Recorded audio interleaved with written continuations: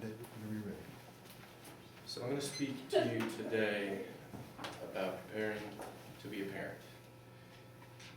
Being 21 years old and having 3 kids, there's no way I could have prepared to have 3 kids.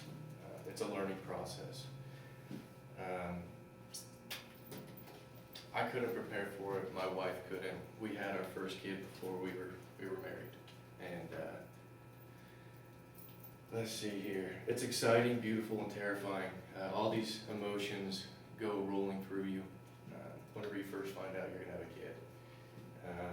I know I was scared, and then once the baby got here, I kind of relaxed because I said, all right, I'm gonna take it one day at a time, and I'm gonna learn. It's a major learning process. So the first topic I'm gonna talk about is babies cost money.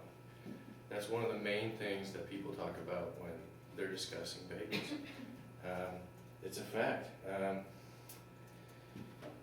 It's a shock regardless of what your financial, where you come from, your background, whether you have a lot of money or a little bit of money. I came from having not a lot of money.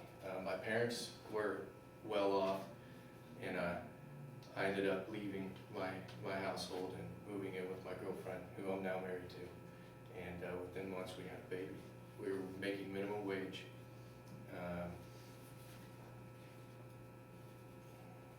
According to dailyfinance.com, the average cost of diapers up until your child turns 2.5 is $2,577.35. That's equivalent to 21 credit hours here at OSU OKC.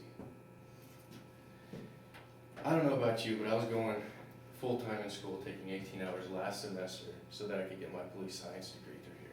This is my last class, but I didn't expect to do some research and find out that that's how much money it takes. And also, according to simpledollar.com formula, up until they're 2.5 is $1,733.75, equivalent to 14 credit hours here. And then you factor in all the overhead costs, like pumping, and then your lactation consultants and stuff like that.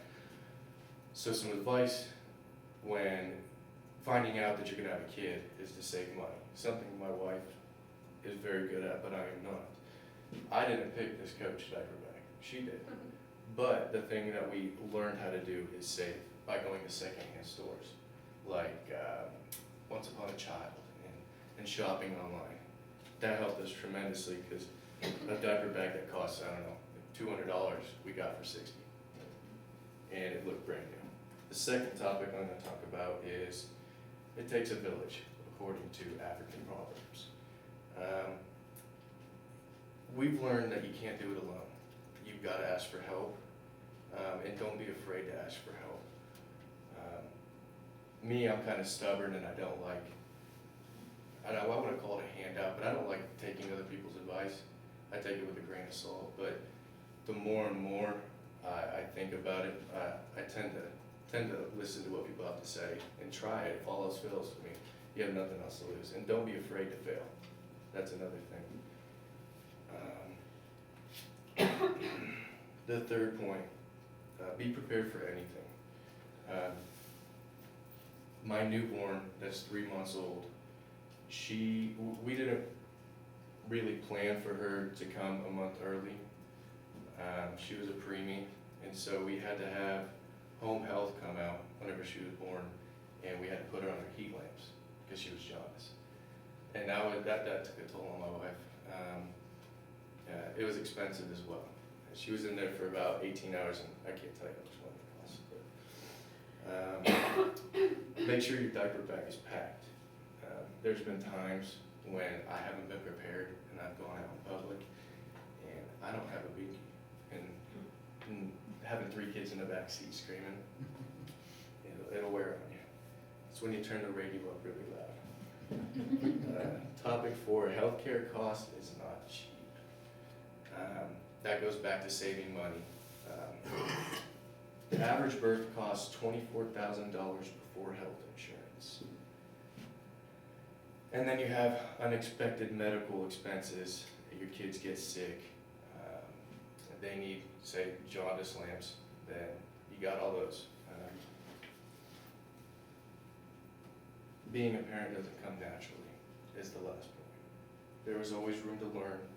The more your baby learns, the more you do.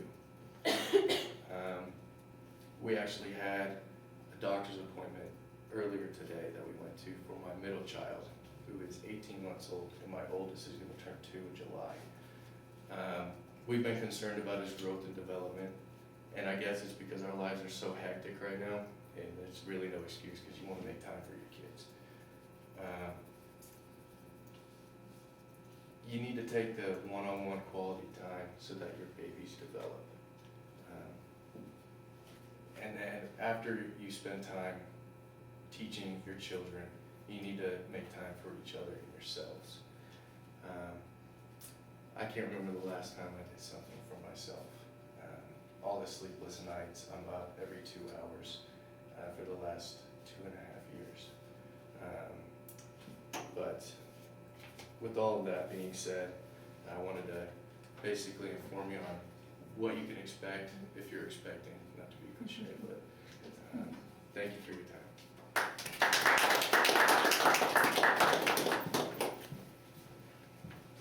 Guess while the video camera's out, I'll do mine. I don't want to.